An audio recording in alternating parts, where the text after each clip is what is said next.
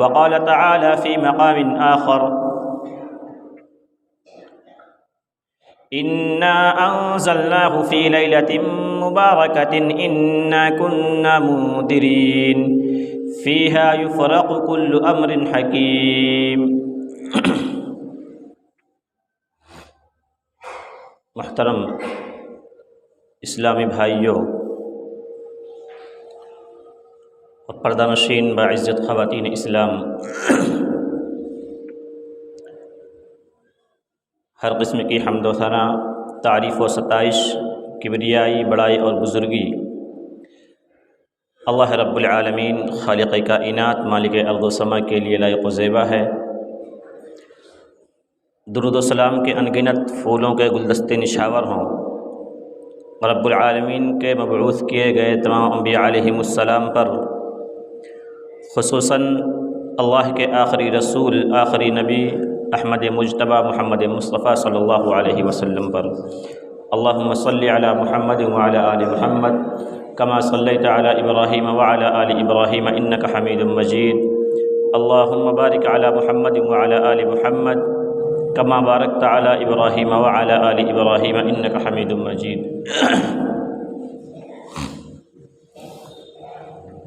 حاضرین جمعہ،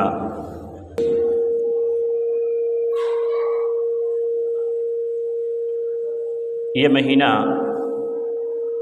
جو ہمارے سروں پر سایہ فگن ہے، یہ شعبان المعظم کا مہینہ ہے، اور اس مہینے کی آج 7 تاریخ ہے۔ اس مہینے کے اندر بے شمار ایسی باتیں ہمارے سماج اور معاشرے میں رائج ہیں جن کا سرے سے اسلام میں کوئی تصور نہیں، اور اس مہینے کے اندر جو اعمال یا جو عبادات انجام دینے چاہیے تھے وہ اعمال مفقود ہیں، ختم ہو چکے ہیں۔ سنت کی جگہ بدعت نے اختیار کر لی ہے۔ جو سنتیں اللہ کے نبی صلی اللہ علیہ وسلم سے ثابت تھیں، ان سنتوں کو بالائے پشت رکھ دیا گیا، اور اللہ کے رسول صلی اللہ علیہ وسلم کی مخالفت میں کچھ ایسی باتیں لے لی گئی ہیں جن کا شریعت اسلامیہ نے کوئی اجازت نہیں دی۔ اللہ تبارک و تعالی نے تمام بنی نوع انسان کو اپنی عبادت کے لیے پیدا فرمایا، یعنی تخلیق انسانی کا جو مقصد ہے وہ اللہ تبارک و تعالی کی عبادت ہے، لیکن اسلام نے کہیں بھی یہ نہیں کہا کہ اللہ تبارک و تعالی کی عبادت کے لیے کسی زمانے کو متعین کر لیا جائے، یا کسی سال کو منتخب اور متعین کر لیا جائے، کسی مہینے کو چن لیا جائے، کسی ہفتے کا انتخاب کر لیا جائے، یا کسی خاص دن یا کسی خاص رات کو متعین کر لیا جائے۔ عبادت کے لیے ایسا کوئی بھی حکم شریعت مطہرہ نے ہمیں نہیں دیا۔ پر رب تعالی نے سورۃ الذاریات کے اندر ارشاد فرمایا، وَمَا خَلَقْتُ الْجِنَّ وَالْإِنسَ إِلَّا لِيَعْبُدُونَ، کہ میں نے انسانوں اور جناتوں کو نہیں پیدا کیا مگر اپنی عبادت کے لیے۔ یہ آیت کریمہ بتلاتی ہے کہ اللہ تبارک و تعالی نے انسانوں اور جنوں کو کیوں پیدا فرمایا،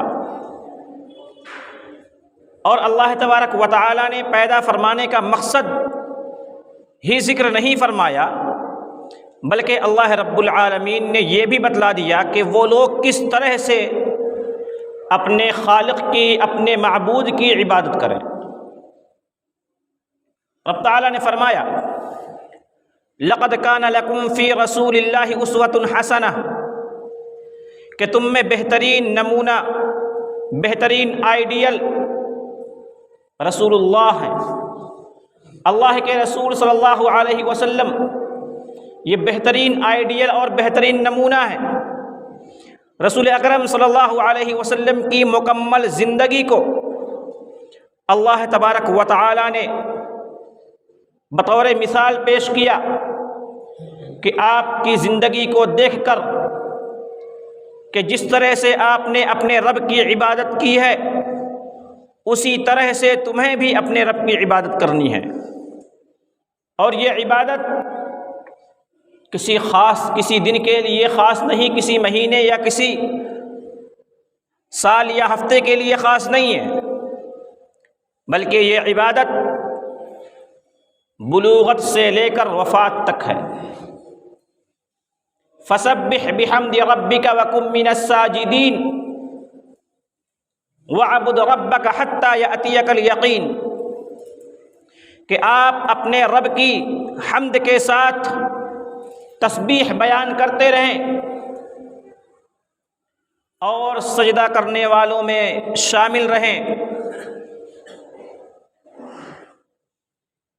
یہاں تک کہ آپ کے وَعْبُدْ رَبَّكَ حَتَّى يَأْتِيَكَ الْيَقِينُ، اپنے رب کی عبادت کرتے رہیں یہاں تک کہ یقین آ جائے، یہاں تک کہ موت آ جائے۔ معلوم یہ ہوا کہ اللہ تبارک و تعالی نے بلوغت سے لے کر وفات تک بنی نوع انسان کو عبادت کرنے کا حکم صادر فرمایا۔ ایک تو امت مسلمہ کی اکثریت اللہ کی عبادت سے غافل ہے، وہ اپنے رب کو پہچانتی نہیں ہے، وہ اپنے رب کی حقیقی عبادت نہیں کر پاتی، اور دوسری طرف کچھ لوگوں نے کچھ ایام، کچھ مہینے یا کچھ دن کو منتخب کر دیا کہ ان دنوں میں اعمال کر لو کامیاب ہو جاؤ گے۔ جو آیت کریمہ آپ کے سامنے پڑھی گئی سورۃ الحجر کی آخری 2 آیات تھیں، یہ دونوں آیات رب تعالی اپنے حبیب پر نازل کر رہا ہے اور اپنے حبیب سے مخاطب ہے۔ جب رسول اکرم صلی اللہ علیہ وسلم کے لیے کسی دن کو، کسی مہینے کو، کسی رات کو خاص کرنے کی اجازت نہیں تھی، تو پھر آپ کی امت کو یہ اتھارٹی، یہ اجازت کہاں سے حاصل ہوگی کہ وہ کسی دن یا کسی مہینے کو یا کسی رات کو عبادت کے لیے خاص کر لے؟ اس مہینے کے اندر جو عبادات کی جاتی ہیں ان تمام عبادات کا اسلام سے کوئی تصور نہیں ہے، سرے سے اس کا کوئی حکم نہیں ہے۔ ہاں البتہ کچھ ایسے احکام، کچھ ایسی عبادات اس مہینے کے اندر پیارے حبیب صلی اللہ علیہ وسلم سے ثابت ہیں جنہیں ہمیں ضرور کرنا چاہیے۔ روایات میں آتا ہے، صحیح بخاری، صحیح مسلم وغیرہ کی روایت، ام سلمہ، سیدہ عائشہ صدیقہ اور دیگر صحابیات اور صحابہ کرام رضی اللہ عنہم اجمعین سے یہ مروی ہے کہ اس مہینے کے اندر اللہ کے نبی صلی اللہ علیہ وسلم کثرت سے روزے رکھا کرتے تھے، بلکہ ایک روایت کے اندر آتا ہے کہ اللہ کے نبی صلی اللہ علیہ وسلم کو لگاتار 2 مہینے کے روزے رکھتے ہوئے نہیں دیکھا گیا سوائے شعبان اور رمضان کے۔ اللہ کے نبی صلی اللہ علیہ وسلم کا یہ معمول تھا کہ آپ صلی اللہ علیہ وسلم اس مہینے کے اندر کثرت سے روزے رکھا کرتے تھے، اور آپ صلی اللہ علیہ وسلم نے اس کی حکمت بھی بتلائی۔ اسامہ بن زید رضی اللہ تعالی عنہ حدیث کے راوی ہیں کہ آپ سے سوال کیا گیا کہ اس مہینے میں آپ کثرت سے روزے کیوں رکھتے ہیں؟ تو آپ نے فرمایا کہ یہ وہ مہینہ ہے جس میں لوگ عام طور پر کثرت کے ساتھ غفلت برتتے ہیں، غفلت کے شکار ہیں، اور بندوں کے اعمال اوپر اٹھائے جاتے ہیں، اور میں چاہتا ہوں کہ میرے اعمال جب اوپر اٹھائے جائیں تو میں روزے کی حالت میں رہوں۔ یہ آپ صلی اللہ علیہ وسلم کا عمل تھا کہ اس مہینے کے اندر آپ کثرت سے روزے رکھتے تھے، لیکن ہم مسلمانوں نے آپ کے اس عمل کو بالائے طاق رکھ دیا، چھوڑ دیا، اور وہ چیزیں جو آپ صلی اللہ علیہ وسلم سے ثابت نہیں تھیں ہم نے انہیں اپنا لیا۔ برادران اسلام، اللہ کے نبی صلی اللہ علیہ وسلم نے اس مہینے کے اندر کسی بھی دن کو اپنے لیے خاص نہیں کیا، نہ ہی کسی رات کو، کہ کسی دن کو روزے کے لیے آپ نے خاص کر لیا ہو یا کسی رات کو عبادت کے لیے آپ نے خاص کر دیا ہو، لیکن اس کے باوجود یہ دونوں عمل ہمارے سماج اور معاشرے کے اندر بہت زیادہ مشہور ہے اور اس پر کیا جاتا ہے کہ رات کو شب بیداری کی جاتی ہے اور پھر اس کے اگلے دن کا روزہ رکھا جاتا ہے۔ اور سنن ابن ماجہ کی ایک روایت جس کے راوی علی بن ابی طالب رضی اللہ تعالی عنہ ہے، حدیث نمبر 1388، یہ روایت نقل کی جاتی ہے رسول اللہ صلی اللہ علیہ وسلم کی جانب منسوب کر کے کہ اللہ تبارک و تعالی 15ویں شعبان کی رات کو سورج غروب ہونے کے بعد سے ہی، شام سے ہی آسمان دنیا پر آ جاتا ہے اور پکار کر کہتا ہے کہ کوئی ہے جو مجھ سے مغفرت طلب کرے میں اس کی مغفرت کروں، کوئی ہے جو مجھ سے رزق طلب کرے میں اس کو رزق دوں، کوئی ہے جو مجھ سے سوال کرے میں اس کے سوال کو پورا کروں۔ یہ روایت پیش کی جاتی ہے، جبکہ یہ روایت اللہ کے نبی صلی اللہ علیہ وسلم سے ثابت نہیں ہے۔ اس روایت کی سند میں ایک راوی ہے ابن ابی صبورہ، جو کہ احادیث گڑھا کرتا تھا۔ امام احمد ابن حنبل رحمۃ اللہ علیہ نے اس کے بارے میں فرمایا ہے کان یضع الحدیث ویکذب، کہ یہ شخص احادیث گڑھتا تھا، اپنی طرف سے باتیں بناتا تھا اور جھوٹ بولتا تھا، منکر قرار دیا ہے کہ یہ اللہ کے نبی صلی اللہ علیہ وسلم پر جھوٹ بولا کرتا تھا۔ شب قدر اسی کے بارے میں، یہ شب برات اسی کے بارے میں اللہ رب العالمین نے یہ آیت کریمہ نازل فرمائی۔ سورۃ الدخان کی آیت نمبر 4 پیش کی جاتی ہے، فیہا یفرق کل امر حکیم، کہ اس میں ہر کام کا پرحکمت فیصلہ کر دیا جاتا ہے، ہر پرحکمت کام کا فیصلہ کر دیا جاتا ہے۔ اور کہا جاتا ہے کہ یہ آیت کریمہ شب برات کے بارے میں نازل ہوئی۔ اور سورۃ الدخان کی یہ آیت کریمہ جو پیش کی جاتی ہے، اگر وہ لوگ اس سے پہلے کی آیت کریمہ پر بھی اپنی نگاہ کو ڈالیں تو انہیں اندازہ ہوگا کہ اللہ تبارک و تعالی جس رات میں تمام معاملات، تمام احکامات نازل فرماتا ہے وہ رات کون سی رات ہے۔ کہا انا انزلناہ فی لیلۃ مبارکہ، کہ بے شک ہم نے اس کو یعنی اس قرآن کو بابرکت والی رات میں نازل فرمایا۔ اور ایک مسلمان جس کو بنیادی طور پر دین کی، شریعت کی جانکاری ہو، اگر اس سے معلوم کیا جائے کہ یہ قرآن کریم کب نازل ہوا، بغیر سوچے سمجھے وہ جواب دے گا کہ یہ قرآن رمضان کے مہینے میں نازل ہوا۔ اور قرآن کریم بھی اس بات پر شاہد ہے، دوسری آیات بھی بتلاتی ہیں کہ اللہ رب العالمین نے قرآن حکیم کو رمضان مبارک کی رات میں نازل فرمایا ہے، اور اس آیت کے اندر جو سورۃ الدخان کی آیت نمبر 4 ہے، اس میں جس بات کا ذکر ہے وہ لیلۃ القدر والی رات ہے، جو کہ رمضان مبارک کے مہینے میں آتی ہے۔ رب نے فرمایا انا انزلناہ فی لیلۃ القدر، کہ بے شک ہم نے اس قرآن کو قدر والی رات میں اتارا۔ اور سورۃ البقرہ میں فرمایا شہر رمضان الذی انزل فیہ القرآن، کہ وہ رمضان کا مہینہ تھا جس میں قرآن مجید نازل کیا گیا۔ یہ آیات بتلاتی ہیں کہ قرآن کریم کے نزول کا جو مہینہ ہے یا نزول کی جو رات ہے وہ رمضان مبارک کے مہینے میں آتی ہے۔ کہاں قرآن مجید کا فیصلہ اور کہاں ایک جھوٹے کی بات پر اعتماد۔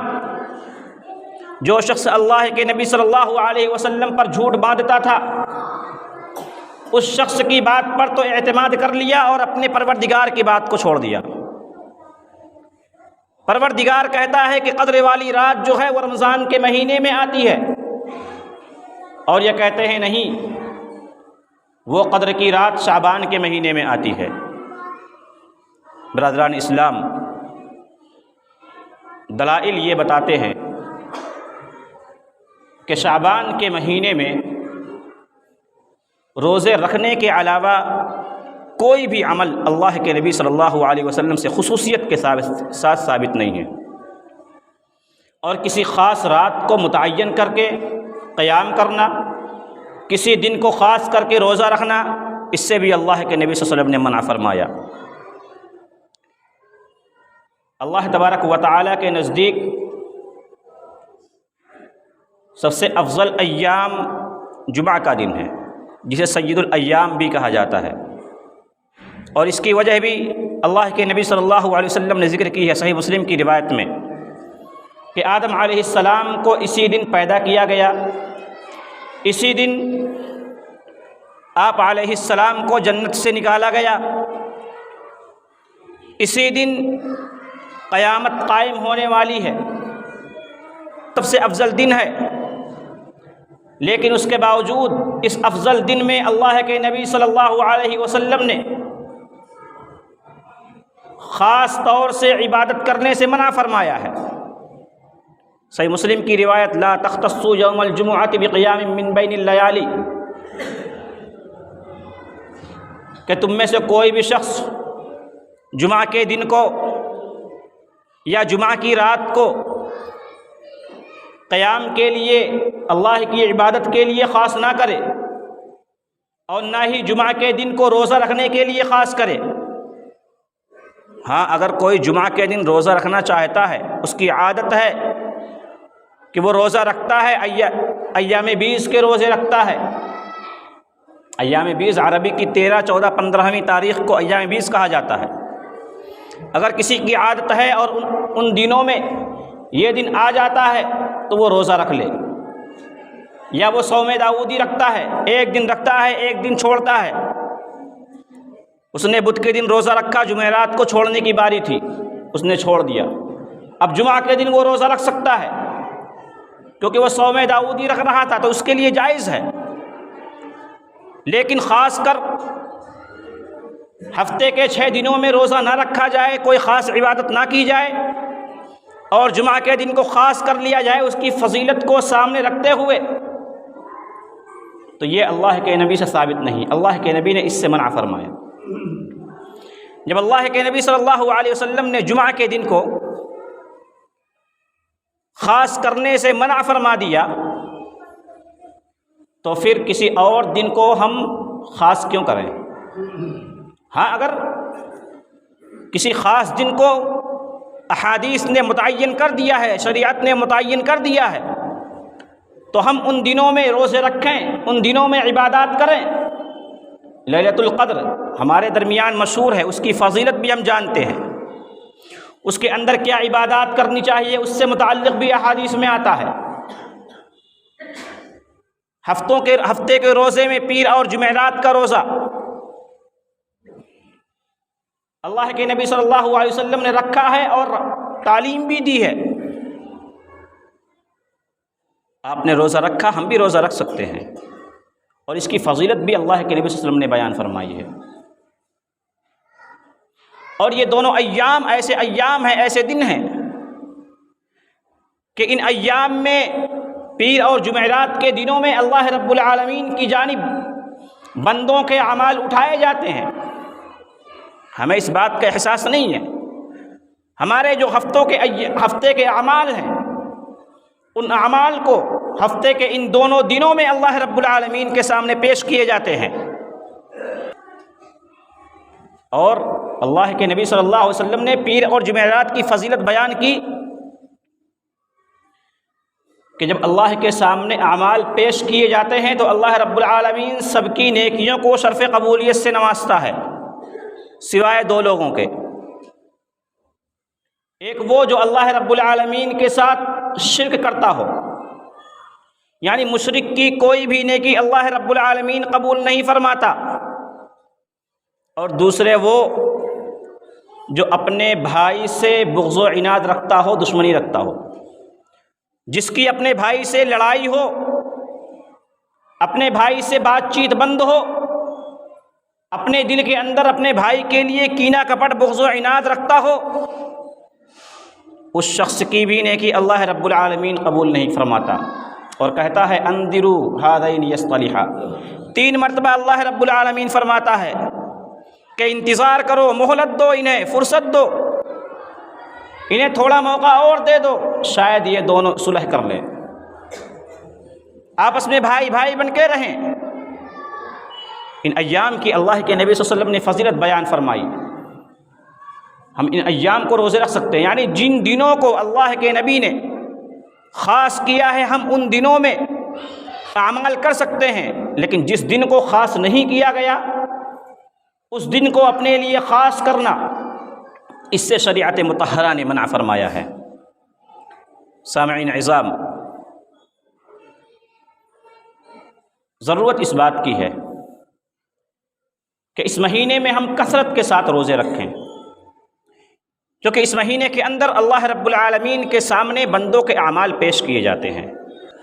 ہاں، اللہ کے نبی صلی اللہ علیہ وسلم سے اتنا ضرور ثابت ہے کہ آپ صلی اللہ علیہ وسلم ایک رات اٹھے اور آپ قبرستان گئے، آپ نے وہاں کے مردوں کے لیے دعائے مغفرت کی، لیکن اس میں شعبان کا تذکرہ موجود نہیں، یا 15ویں شعبان کا ذکر موجود نہیں ہے۔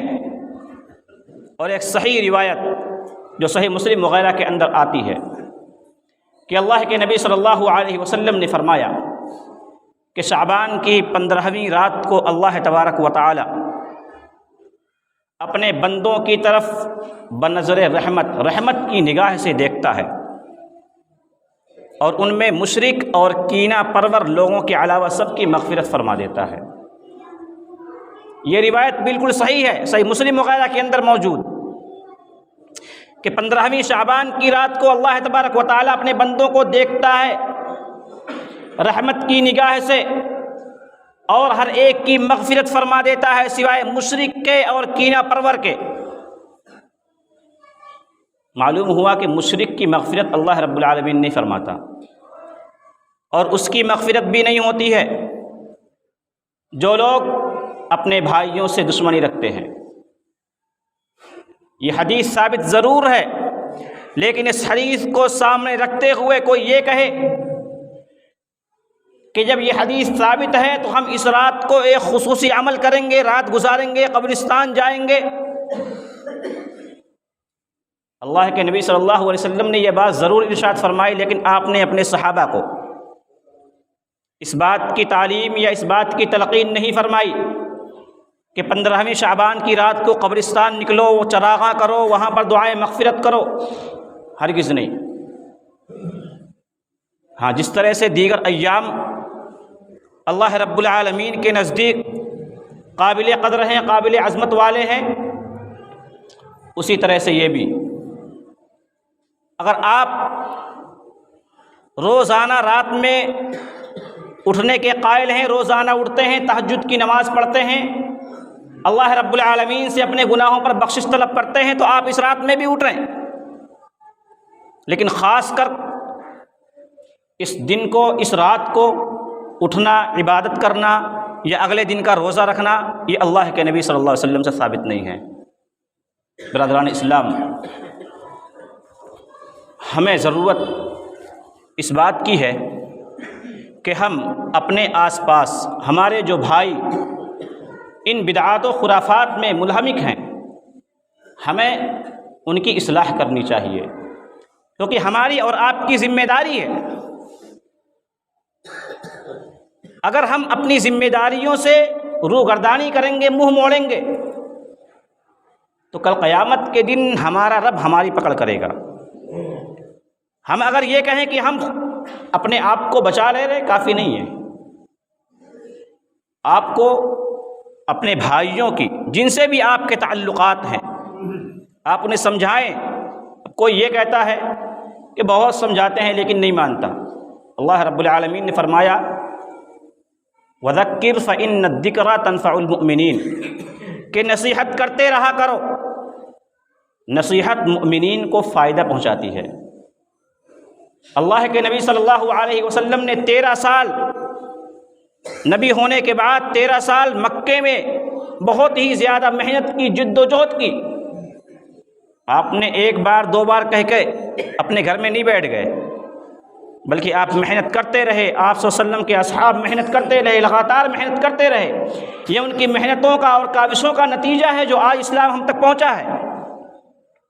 انہیں سمجھایا جائے، انہیں بتلایا جائے کہ اللہ اور اس کے رسول صلی اللہ علیہ وسلم کے فرمان سے آگے نہیں بڑھنا چاہیے۔ اللہ کا فرمان ہے یا ایھا الذین آمنوا لا تقدموا بین یدی اللہ ورسولہ واتقوا اللہ ان اللہ سمیع علیم۔ سورۃ الحجرات کی سب سے پہلی آیت کہ اے وہ لوگوں جو ایمان لائے ہو، اللہ اور اس کے رسول سے آگے نہ بڑھو۔ اس آیت کریمہ میں اللہ اس کے رسول سے آگے بڑھنے سے منع فرما دیا گیا۔ یہ بات تو سمجھ میں آتی ہے کہ اللہ کے نبی صلی اللہ علیہ وسلم سے آگے نہ بڑھنے کا کیا مطلب ہے، کہ آپ چل رہے ہوں تو آپ سے آگے چلا جائے یا نہ چلا جائے۔ یاد رہے آپ صلی اللہ علیہ وسلم کے آگے چلنے سے منع نہیں کیا گیا۔ ہجرت کے موقع پر جب اللہ کے نبی ہجرت کر رہے تھے ابوبکر صدیق رضی اللہ عنہ کے ساتھ، تو ابوبکر صدیق کبھی آپ کے آگے، کبھی پیچھے، کبھی دائیں کبھی بائیں آتے، اس خوف سے، اس ڈر سے کہ کہیں آگے سے کوئی حملہ نہ کر دے، پیچھے سے کوئی حملہ نہ کر دے۔ تو آپ کے آگے چلنے میں کوئی دقت نہیں ہے، چلنے سے منع نہیں کیا گیا۔ تو آپ سے آگے بڑھنے سے منع کرنے کا مطلب کہ اللہ اور اس کے رسول کے حکموں سے آگے نہ بڑھا جائے۔ اللہ سے آگے تو کوئی بڑھ ہی نہیں سکتا۔ اگر پیدل چلنے کا ہی معاملہ ہو تو اللہ رب العالمین سے آگے کون بڑھ سکتا ہے؟ تو اس آیت کریمہ کے اندر اللہ تبارک و تعالی نے ہمیں منع فرمایا کہ کوئی بھی عمل، کوئی بھی حکم ہم اس پر جب تک شریعت کی مہر نہ ہو ہم اس پر عمل نہ کریں۔ اگر ہم عمل کرتے ہیں تو پھر ہمارا وہ عمل باطل ہو جائے گا۔ سامعین اعزام، قرآن کریم کی وہ آیت کریمہ اپنے سامنے رکھا ہے کہ جس آیت کریمہ میں اللہ تبارک و تعالی نے اختلاف اور نزاع کو ختم کرنے کا بہترین اسلوب اور بہترین اصول متعین فرمایا کہ اگر تمہارے درمیان کوئی جھگڑا ہو جائے، شریعت سے متعلق باہمی نزاع ہو جائے، تو تم اس نزاع کو، اس جھگڑے کو اللہ اس کے رسول کی جانب پلٹاؤ۔ یا ایھا الذین آمنوا اطیعوا اللہ واطیعوا الرسول واولی الامر منکم فإن تنازعتم فی شیء فردوہ الی اللہ والرسول، کہ اگر تمہارے درمیان نزاع ہو جائے، جھگڑا ہو جائے تو اسے اللہ اس کے رسول کی جانب پلٹا دو۔ اگر تم مؤمن ہو، معلوم ہوا کہ کوئی بھی عمل ہمیں کرنے سے پہلے شریعت کے اندر وہ عمل موجود ہے یا نہیں یہ دیکھنا ضروری ہے۔ اور اس مہینے میں خاص طور سے جو ایام بچے ہیں ان ایام میں ہم روزہ رکھنے کی کوشش کریں اور اپنے بھائیوں سے جو بغض و عناد ہے، دشمنی ہے، اس کو ختم کرنے کی کوشش کریں، کیونکہ اس مہینے کے اندر اللہ تبارک و تعالیٰ اپنے بندوں کے اعمال قبول کرتا ہے، ورنہ ہم نے جو بھی اعمال کیے ہوں گے کوئی بھی عمل اللہ رب العالمین ہمارا قبول نہیں کرے گا۔ اللہ تبارک و تعالیٰ سے دعا ہے کہ اللہ تبارک و تعالیٰ ہم تمام مسلمانوں کو شریعت مطہرہ کے مطابق اپنی زندگی گزارنے کی توفیق نصیب فرمائے۔ الہ العالمین ہم میں سے جو مسلمان پریشان حال ہیں ان کی پریشانیوں کو دور فرما۔ الہ العالمین جو بیمار ہیں تو انہیں شفا نصیب فرما۔ الہ العالمین جو مقروض ہیں انہیں قرض کی ادائیگی کی سبیل پیدا فرما۔ الہ العالمین جو ناجائز مقدمات پہ پھنسے ہوئے ہیں تو انہیں اس سے بری فرما۔ الہ العالمین جو بے اولاد ہیں انہیں اولاد عطا فرما۔ الہ العالمین جو بے روزگار ہیں انہیں روزگار عطا فرما۔ الہ العالمین تو امت مسلمہ کی حفاظت فرما۔ الہ العالمین تو جب تک تو ہمیں دنیا میں زندہ رکھ، ایمان اسلام پر زندہ رکھ، جو ہمارا خاتمہ ہو ایمان بالخیر ہو۔ آمین۔ اقول قولی ھذا استغفر اللہ لی ولکم۔